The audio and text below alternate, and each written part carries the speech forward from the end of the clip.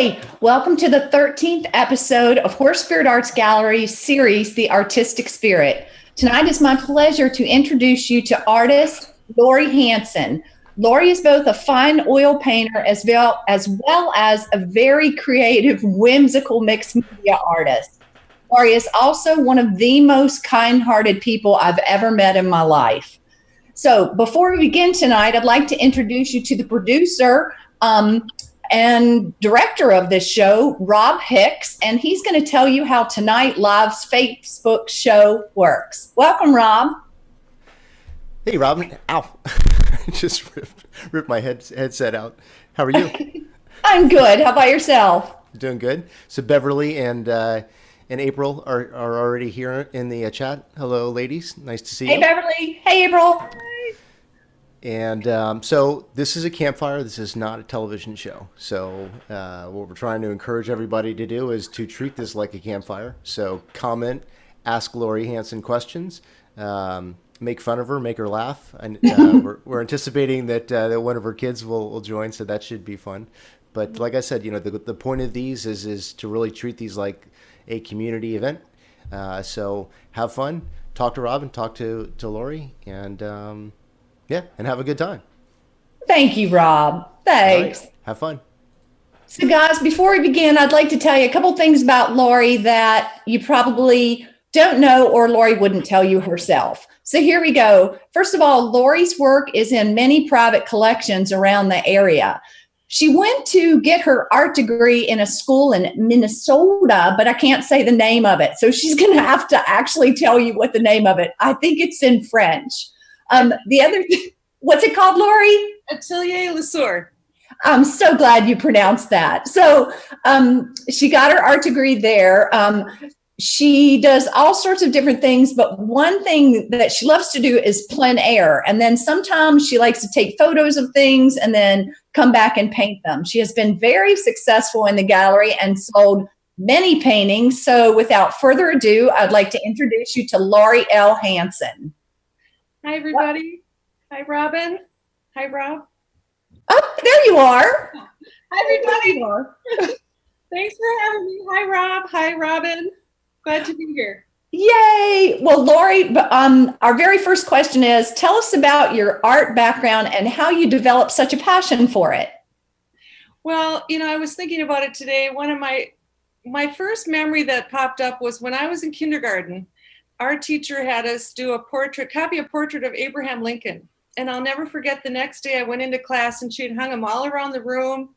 And it was just the most amazing experience to see how everybody drew the same drawing, but differently through their view. Some made the beard bigger, some larger. And so that made such an impression on me that really stuck. And then later I took every art class I could in high school, middle school, high school, college, and have just always loved drawing and painting as far as back as I can remember. Well, that is awesome. So, Laurie, like I said at the beginning, you produce a lot of different types of art. So tell us about that. Well, I studied, in my studies, I've worked with pencil, charcoal, watercolor, acrylic, and oils. And but I've mostly stuck to just painting on canvas, wooden panels.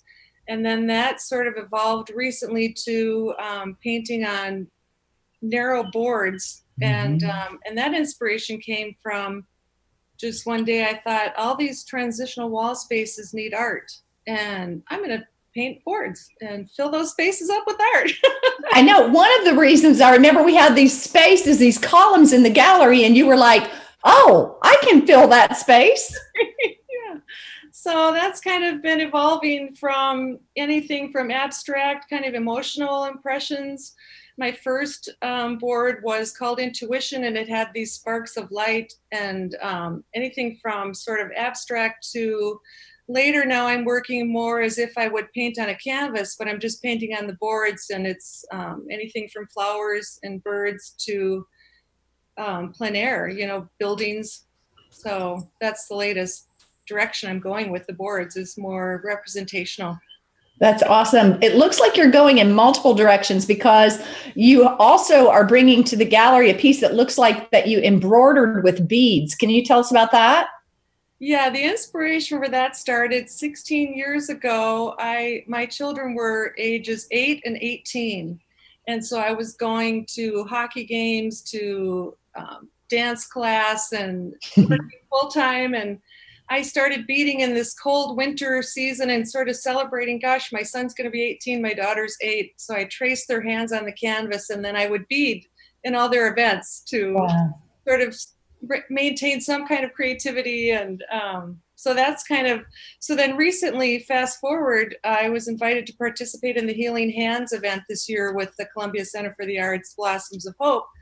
And I just instantly got this inspiration of beating a hand to sort of echo that direction. So that's a new direction.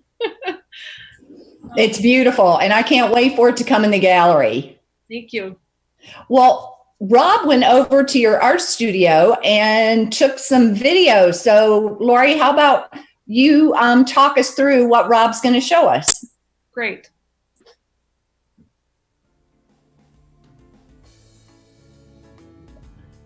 Right now you're seeing, I'm currently working on a hollow core door that's a sunset. And I like, I've done one in the past. And this is a new studio. It's in my home. And I've had a studio on Main Street area from 2013 to October 2016. So these are all my little tchotchkes. There's Beverly Hunter's piece, the cross. And, I like to make my studio like a home. I just do that no matter where I am. I have to nest, and then I get to work. So, and then this is the main gallery wall. So that's where I can put things to dry. That's my brushes corner. And that painting is one of the first paintings I did after I moved here in 2012. Here's my paint. That's great. That is a charcoal drawing that I did in school. The first year was all drawing in pencil and charcoal. This is showing you some of the process of making one of my engraved boards. And I wear gloves so that the oils on my skin don't sink into the wood before I prime it. And I start always with the engraving process. And if I do any drawing, I do it on tracing paper, so it's not on the wood until I know exactly what I want to do. And then this is showing you the Dremel tool. I use many different attachments, and then I use hand tools also to slowly engrave that line. And the line in the boards represents life and energy in all things. So it's sort of a connection to our spirit, even though we're looking at other images. That is showing you some of the different tools. And I always sign the back with an engraved signature, and then I do a brush of paint over it. It requires a lot of sanding and priming. I do a wood sealer and then a primer of gesso. So that is showing that step. And then once the back primer is dry, I tape over the entire back so that I can just have creative freedom to paint. And then when I'm all done, I have a nice clean background on the back. I love how you integrated your fine oil painting as well as those boards, because those hummingbirds are really in a lot of detail. Yeah, so I'm really trying to just, no matter what I'm doing now, I treat the boards just like a canvas. This is a still life I've just started. It's going to be called Ashes to Gold, and it's part of a story in a Grimm's fairy tale. All right. Yeah. And that's the cloud. Now on the back side of the cloud, Rob saw this when we were moving it, and he said, "Wait a minute, what's that?" And I just hire models every now and then. I like to do life drawing, and I hired a model, and she ended up that she had worked in a rainforest, and she's a botanist. And so I did a head study, like a full body study of her one day, just for my own training and practice. And so whoever buys that cloud will get 2 paintings for 1. Oh, that's great, Laurie. One of the first times I was in your studio, I saw one of the palettes that you used that had all your color samples on it. And I asked you to frame them, and both of them sold in the gallery. They were so cool. That was so great when you suggested that. I was like, really? Can you tell the audience what those were? Well, I do color studies depending on, those color studies were from doing a portrait. And so what I like to do is plan out the mixing of my colors on a study instead of the actual piece. When you're hiring a model and you're working with a live person, you don't want to use that time. It's precious. So I work out the colors ahead of time and then have the study nearby while I'm working for reference. And it just makes everything go a little smoother. And it's just a lot of fun too, to make a color study. Well, art comes in. What's that? Go ahead, Rob. Let me read a few comments. So Beverly Hunter was thrilled that you saw that you had her piece. She said, "Oh, I am so honored," and she really liked the beaded hands. She said, "So gorgeous." Some guy, Max Crownover. I don't know who that is, That's my husband. Yeah. He says, "Such a wide variety, amazing, so talented." So Kathy Christofferson says, "So fun to see your studio." There you go. And then Max again says, "Love the connection to spirituality." Betsy Stark says, "Just beautiful. Love the new set. Love the new setup." Oh, thank you, Betsy. And Tammy Mark Onstead says, "Hey, cuz, looking amazing." Yes, makes sense. All right. And Joanne just joined as well. And Jana Hausrud says hello. That's my little sister and my dear friend, Jana. So it's a family event tonight. Thank you. That's so great. Hey, guys, if you're watching this, and I know you're out there, we can see the numbers, but we can't see who you are unless you comment. So I hope you'll comment and ask us a question or just say something. So I think at this point in the show, Rob, you should show us pictures of Laurie's art that has already sold. Much of this art sold at HorseSpirit Arts Gallery, but some of it sold in plein air. So, Rob, if you'll show it, Laurie, you can tell us about it. Okay. Oh, this day is done. Robin, you bought that painting from me. Wonderful, Robin. I did. I didn't even let it go into the show. Yeah, that was at the Nature Conservancy off 99 in Howard County. Yeah, I love that barn. I've painted that barn so many times. This is Big Brother, Little Sister, and that's the beaded canvas that my first inspiration of beading a canvas, my children's hands. That is just beautiful. Just 8 and 18.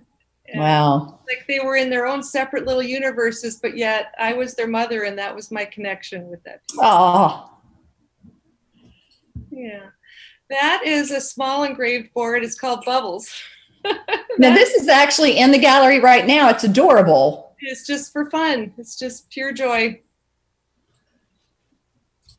And I think that's an acrylic. And that is from the Painted Ellicott City 2016, the paint out. That was a lot of fun. And that was before the flood. And that painting sold really quickly. And Laurie, for our audience members that don't know, can you explain what plein air is? It's painting outside in nature in the moment. And generally you work at probably maximum 2 hours, and then you would start a new painting because the sun travels and your light changes so much. So you're out in the elements and you're working with nature and the sky and the sun, and you just go for it. Well, that was a beautiful painting. Now this sold in the gallery. Yeah, that's Triadelphia Reservoir over in Dayton. And I went out there quite a few times, but I finished that painting from photographs because that painting is that's 4 feet wide, and I believe it's 3 feet by 4 feet. So that was a large piece and a lot of fun. So one interject here is there is a gentleman, Cass, who comes to the gallery often, and Cass bought this piece. So Cass, if you're watching, lucky you. But I also want I also want the viewers to know that Laurie is the only artist that I have had a show for in historic Ellicott City where she sold every single painting that she had. Oh my gosh, Robin, I thank you so much. It was amazing. Well, it was amazing. All right, Rob, more pictures of Laurie. That is called October Afternoon. Those clouds just caught my eye, and I was driving when I saw him. So I pulled over, took a picture, and then did the painting from a photograph for that one. And that is the same barn that we saw in the painting that was first shown. I went out there to paint and the doors were open, and it was in winter, and we actually had snow, and it was so quiet and peaceful. And it just was a wonderful, wonderful way to paint. I don't mind the cold. That's a still life. I haven't done many, and I will plan to do more still lifes in future. And so I just cut a lemon, set it up, and painted. It's a one day painting, kind of like plein air, but inside. And the lemon spoils. So that is a painting I did that my daughter traveled to Ireland and took some pictures, and she gave me permission to use one of her photographs to do that painting from Northern Ireland. Now, that was a stunning painting. That photo does not do it justice. And the woman that came into the gallery and bought it, I hope she's watching, she was so happy. It was really just so touching. Wonderful. Yeah, that was a lot of fun to paint too. I like painting clouds and water. Typically, I really just, there's something about clouds. It just never gets old to paint clouds. And that was one of the first paintings I did in Ellicott City when I first started painting here. That was the paint at Ellicott City of 2013. And gosh, that day right before I started that painting, I was across on the other side of the bridge and we had a storm. So I went to lunch and I came back, a tree had fallen right where I was standing. Wow. So I decided, well, I'll just go paint the other side of the bridge. And so I painted that side. Oh, that's what I love about Ellicott City Main Street. It's just, there's just so much going on all the time, and there isn't a bad view anywhere. Yeah. All right, one more, Laurie. That is my first door cloud. That's called Moving On. I came out of a grocery store and saw this cloud, took a series of photographs, and then just knew that's the door. That cloud needs to be painted on a door. I'm going to go for it. So. Again, the man and woman who bought that were absolutely thrilled. Oh. And I told you, if you've ever painted on another door, we would have words, because that was so heavy to get up, but it was just beautiful. Oh. Well, I really appreciate you hanging in there and taking it, because it was just a labor of love. I really like working in larger. I kind of have to sort of change it up, work in a large piece and then a small. It keeps everything interesting and fresh. Well, all kidding aside, I mean, it was a beautiful painting, and we did not mind, hanging it. We just teased you a lot. That's right. It was great. And they were so wonderful too. I thank them for buying that piece. It's got a lot of love in it. Well, tell us about your inspiration by doing an art, and tell us, is there like a theme that runs through your art? You talked about water and sky. Can you just tell us what's going on with what you decide to paint? I thought about that, and my answer would be, I think my work is about energy, emotion, and light. So for me, I tend to sort of want to somehow express this life energy that's in all things, even if it's not the boards. That's kind of what I'm searching for and trying to communicate, so that if you look at my work, I'm hoping for some kind of an emotional connection. I think sort of a shared moment. I love this view, and if you buy this painting, you do too.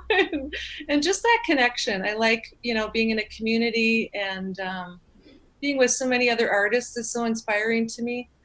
So I think that's sort of the main theme that runs through everything. So Chris Cursia just stopped in, and she wanted to say hi to you and to Robin. Hey. We do have a couple questions. So Beverly Hunter says, how long did the door cloud take you? That took me, at the time, it probably took me months, because I was really sort of creating the cloud.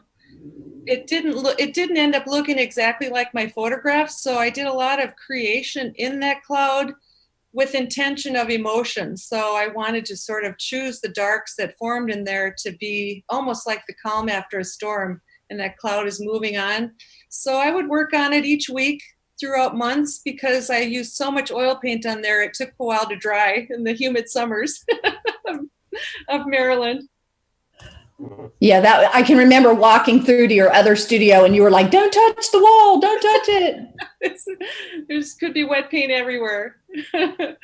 So Laurie, tell me, or tell everybody what it feels like to have somebody love your work. Oh, it's just the greatest feeling. It's just wonderful. It feels, it's a great question. It feels like validation of the hard work paid off, and it always feels like a surprise, and sort of like a gift to me, because it's just such an amazing feeling. Like it's just like a gift back of, wow, thank you. Well, tell us about how you pick your colors for a particular piece. What's coming through your mind? A lot of times when I pick my colors, I tend to use a similar palette each time, whether I'm working in acrylic or oils. I will use a sort of a set palette quite a bit. And then it's a challenge of sort of, that's why I like to do color studies, because very quickly blues can get too intense. Yellows can kill the color. And so, I'm always thinking of color in terms of the emotion of the piece, so that it doesn't become too dramatic one direction or the other. It's kind of, does that answer your question? Yeah, it's great. In some of your pieces, you have collaborated with sculptor Bill Knapp, who is in the gallery, and he made you some frames for some triangle pieces, which, they were just spectacular. That was such a wonderful experience. I started those, cut those boards and started the paintings. And then I went to him and said, hey, look what I did, And guess what? Would you mind working with me? It would be so great. And he was like, sure. Bill is just the greatest. He will collaborate and he works, with everybody. And he always adds, and so he came up with the depth and the coloring of the frames. He did that. So it really was, he looked at my colors and then he created those colors in the metal, and it just really went really well together. And that piece you're seeing now, the beaded hand, he made the steel frame for that. And I really have to say that frame to me makes the piece. The glass beads, the delicacy of those with that strong steel frame just gives the piece the energy it needed to be, have the power that I was looking for. It's absolutely beautiful. So Laurie, you do so many types of art, and with people watching this video, you actually make it look easy. But tell us what your most challenging part of creating a piece is. Well, one of my most challenging parts is the timing of drying and layering. Mm-hmm. And then another thing that really challenges me is not sticking my hand in the paint that I've already painted. And so I'm constantly coming up with jury-rigged easels, because sometimes an easel just isn't the right angle. And so I'm constantly using boxes and wedges and changing things, putting pieces at an angle. And, that's probably my most challenging thing. And then the other thing would be, I find sometimes the values of a piece, the color can get away from me. And so I'm constantly I turn it upside down. I kind of turn it in a different room and sort of see what the color is doing for me, so I can keep that in control. So I don't. So Laurie, for somebody that's not a painter, can you tell them what value means? Value is a range from 0 to 10 of light to dark. And I would highly recommend for anybody, if you want to understand values and colors, just get a set of acrylic paints and mix up with black and white a range as much as you can from white to black, all the different grays. And then take all your colors and match your colors to the grays. And then you'll start to see that the yellows match in the middle. And if you, start to see your dark reds, they aren't actually matching black. They're actually more 3/4 of the way up that spectrum. And it's a really good way to sort of start to see color with values. And then that's really helpful when you're outdoors. So I don't know who's talking, but listen, I wanted to ask you, somebody who's watching you and they want to get into the type of art that you're doing, what would you tell them? I would tell them to go for it. Don't hold back. Go shopping, get some wood and get some primer and go for it. And some canvas. And I do remember you telling me about having to use your hair dryer to dry a board. Yeah, I'm constantly using my hair dryer. Yeah, or my dehumidifier or my lamps, because I tell you what, if you can use a dehumidifier and a lamp, your oil paints will dry faster. And so I do that all the time. Nice. And I would just say, really, there's only one you. And I mean, this may sound like a cliche, but it's not. There's only one you. The world needs your art. It doesn't matter what that art is. It matters that you share it and do it and go for it, because it's just so important, I believe, to the world to have artists. And and that's, I mean, the only way to learn is to just get started. And the thing is, you'll keep learning your whole life. I'm still taking classes and learning all the time. You know, sometimes people will come into the gallery and you know, they'll be hesitant to tell me they're an artist. And then they'll say, I tried painting for a little while when I was terrible. So I don't think it happens like that. I think you have to keep at it. Can you talk about that? Yeah, you do have to keep at it. And I would say when you're home and you're wondering, well, you know, I couldn't do it. One of the things you can try is just get paper and pencil and just go buy a magazine and just tear out a page in that magazine, set it next to your piece of paper, and just start drawing and start to copy the shapes and the values that you see on that piece of paper. And you'll be surprised how much just doing that on a regular basis is going to improve your skills. And it's just like playing the piano. You know, nobody just goes and plays this, you know, a beautiful piece of music. They have to practice. And drawing and painting is the same way. It takes a lot of, you know, rejects to get to one keeper. And that's okay. That's part of the joy of it. Oh, that's great. That's so important for people to know. Laurie, one last question is there anything else you would want to tell people? I would just like to tell people to come on down to Ellicott City Main Street, and you will have the time of your life. You're going to have great food, great music, great art, great people, and just a wonderful experience, and you're all welcome. Well, thank you so much, Laurie, and it is wonderful to be with you. So thank you so much. Oh, Rob wants to say something. Well, so Beverly earlier had said that she liked what you had said about when how does it feel when people sell your art. She said that was well articulated.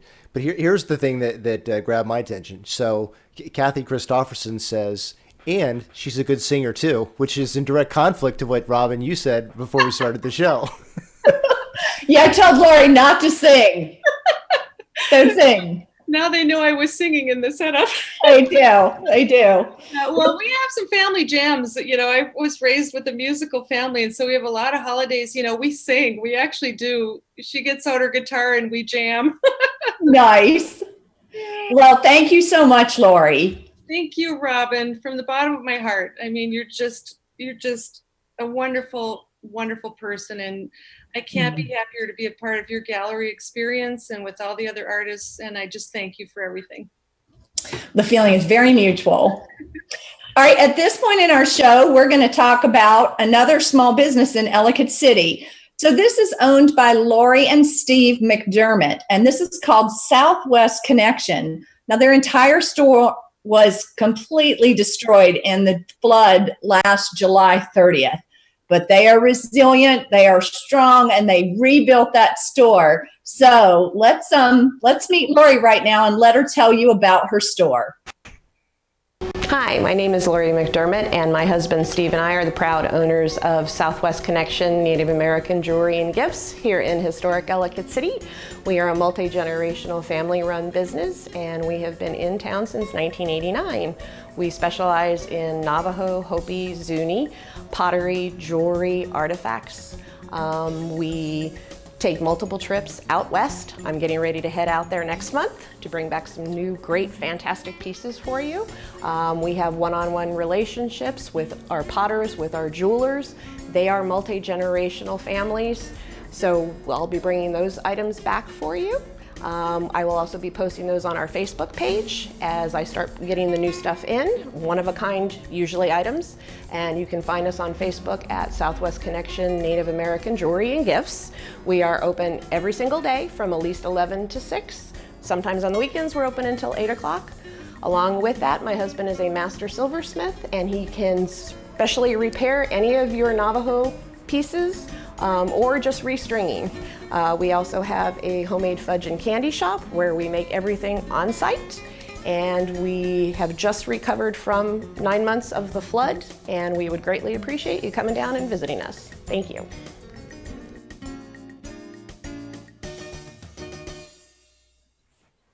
So guys, it's a wonderful store. I hope you'll come down and visit them. At this point in the show, we have something unexpected. About a month ago, a young naval student walked in. His name is Michael Chen, and he asked if he could do a video, a 1-minute video on myself and the gallery. And he sent it to me this week, and it just meant so much to me. So I'd like to share that with you. So here you go. This is his class project. He passed. He got a good grade. Here we go. I've wanted to since I was about 11 years old. And on the first night that my husband and I had our first date, I shared that with him. You know, we were in the same field, so this is very different. I used to draw on a piece of paper the outlay of my art gallery.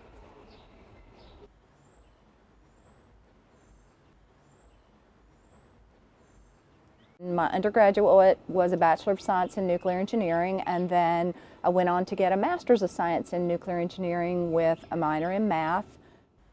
I'd had summer jobs at some of the power companies in North Carolina, and I knew I didn't want to work in the nuclear power industry, so I looked for jobs in national security, and that's what brought me up to Washington, D.C.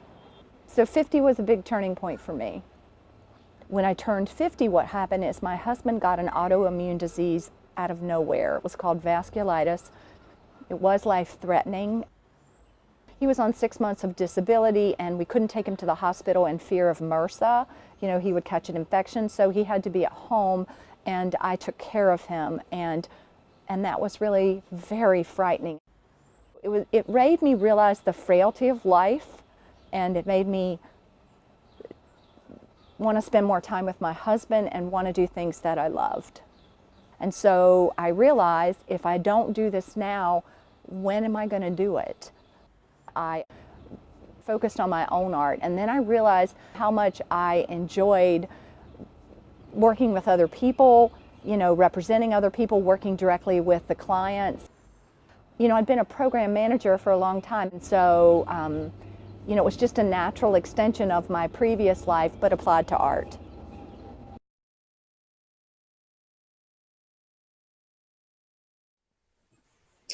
So, Michael, I know right now that you are on the USS Harry Truman out at sea. But if you're watching tonight, thank you so much for that video. It was such a gift. So let me tell you what's going to happen next week. It will be our 14th episode of this series, and we're bringing on artist Wendy Ng. And Wendy turns eggs into art, and it is just really amazing. These are real eggs, and she holds them in her hand, and she deals with them so delicately, and they just come out in amazing patterns. They're really beautiful. So thank you again, Laurie. Thank you, Rob. And we'll all look forward to seeing Wendy next week. And tune in next Thursday, 7 o'clock. And it was a pleasure to be with you. Y'all take care. Bye-bye.